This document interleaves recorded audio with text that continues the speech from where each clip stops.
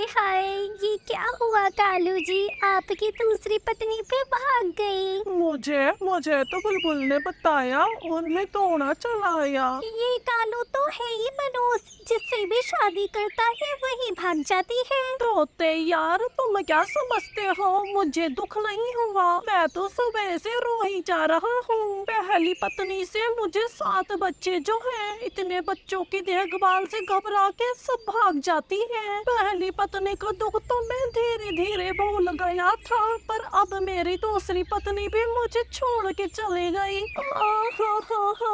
अच्छा कालू भैया, अब चुप कर जाए। ये तोते भैया तो ऐसे ही बोलते हैं, इसमें आपका क्या दोष भला। हम सब आपके साथ हैं। बच्चों ने भोजन खा लिया या नहीं? बच्चों को भोजन लाने के बहाने ही बच्चों की दूसरी मम्मा भागी है। शाम हो जाती है और सभी पक्षी कौवे से उसकी दूसरी पत्नी के भागने का अफसोस करने के बाद अपने अपने घरों को चली जाते हैं। मेरे बच्चों, तुम चुप कर जाओ, मैं तुम्हें तीसरी मम्मा ला दूंगा। मुझे पता है मम्मा के बिना तुम सब नहीं रह सकोगे। तो फिर पापा जी, हमें कल ही नई मम्मा ला देना, हमें मम्मा के बिना नींद नहीं आती। मैं ला दूंगा अपने बेटे को नई मम्मा। अब रोता हुआ सा कालू दूसरे कमरे में चल देता है। ला दूंगा तुम सबकी तीसरी मम्मा और अपने लिए नई पत्नी। नई पत्नी लाने के लिए ही तो मैंने मारा है दूसरी पत्नी जी को। मेरा दिल जो भर गया था उससे। अब दूसरे रोज मगरमच्छ के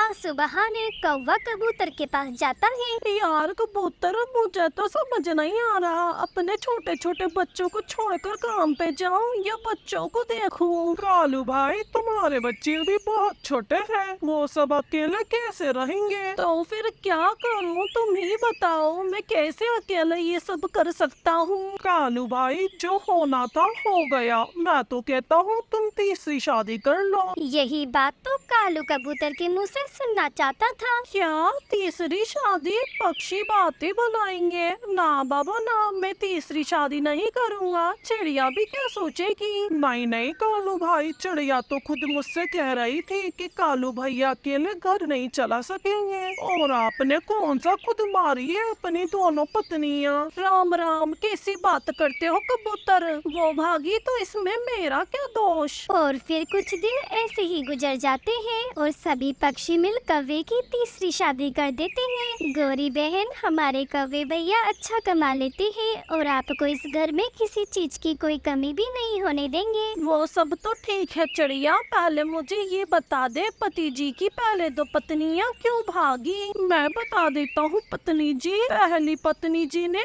एक ही साथ पूरे 7 अंडे दे दिए। फिर जब अंडे से बच्चे बाहर आए तो वे इतने सारे बच्चों की देखभाल से बचने के लिए भाग गई। और जो दूसरी पत्नी जी थी, वो इतने सारे बच्चों का खाना रोज रोज बनाने से परेशान होकर भागी थी। गौरी बहन, आप चिंता न करना, आपको बच्चों की देखभाल में जरूरत पड़े तो आप मुझे बुला लेना। फिर चिड़िया भी अपने घर को चली जाती है। अब गौरी बच्चों की देखभाल अच्छे से करती थी और कालू का भी अच्छे से ध्यान रखा करती थी। चिड़िया बहन, आपने कालू की तीसरी शादी कराकर अच्छा नहीं किया, देख लेना ये भी भाग जाएगी। तोती भैया ऐसी बात नहीं करते, कालू भैया के पूरे 7 बच्चे हैं, वे एक साथ इतने बच्चों की देखभाल कैसे करते, इसलिए ही मैंने और कबूतर भैया ने उनकी शादी करवाई है। ना जाने क्यों मुझे ऐसा लग रहा है कि पहली 2 पत्नियां भी उस कालू ने खुद ही मारी है। चुप कर जाओ तोती भैया,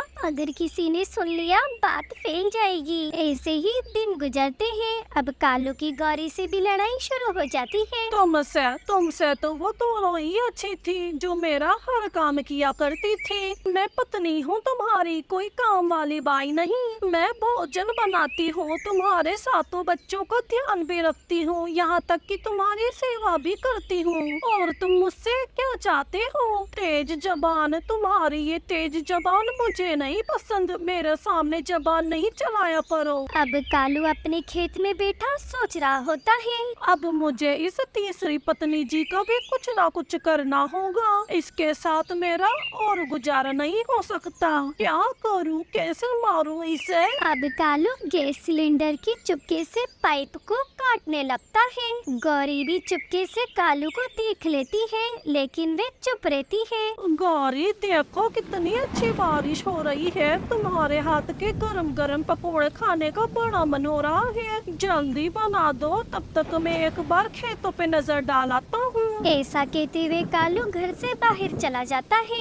मरेगी, अब मरेगी तीसरी भी, और मैं करूँगा चौथी शादी। कालू जी, मैं उन दो की तरह आसानी से मरने वाली नहीं हूँ। अब मैं बताऊंगी सबको तुम कातिल हो अपनी दोनों बीवियों के। और फिर गौरी सभी पक्षियों को और पुलिस को अपने घर बुला लेती है। शाम होने पर कालू बड़ा खुशी खुशी घर लौट आता है। आप सब यहाँ, और गौरी तुम? हाँ, मैं जिंदा हूँ और सही सलामत भी। इन सभी को मैंने ही यहाँ बुलाया है क्योंकि मैंने तुम्हें गैस सिलेंडर की पाइप को काट से देख लिया था। अब तो विश्वास हो गया सबको, मैं सच्चा था। कालू कौवे, मुझे तो तुम्हें भैया कहते हुए भी शर्म आ रही है। सच सच बताओ कालू कौवे, या जेल जाके बताओगे? कालू भी जान गया था कि अब वो पकड़ा गया है। पहले को अनाज में जहर दिया था मैंने, दूसरी को बिजली का शॉक देके मारा था, और अब इसे किचन में ब्लास्ट करके मारना चाहता था। अब तुम मरोगे फांसी से लटक कर। अब पुलिस कालू को गिरफ्तार कर ले जाती है और गौरी अकेले ही कालू के सातों बच्चों को बड़े लाड़ प्यार से पालती पोसती है। तो दोस्तों, हमारे समाज में कालू जैसे लोग भी रहते हैं जो ऊपर से शराफत का मुखौटा पहनते हैं लेकिन अंदर से शैतान होते हैं। हमें ऐसे लोगों से बच के रहना चाहिए। ऐसी ही नई नई कहानियों के लिए मेरा ये नया चैनल जरूर सब्सक्राइब करें।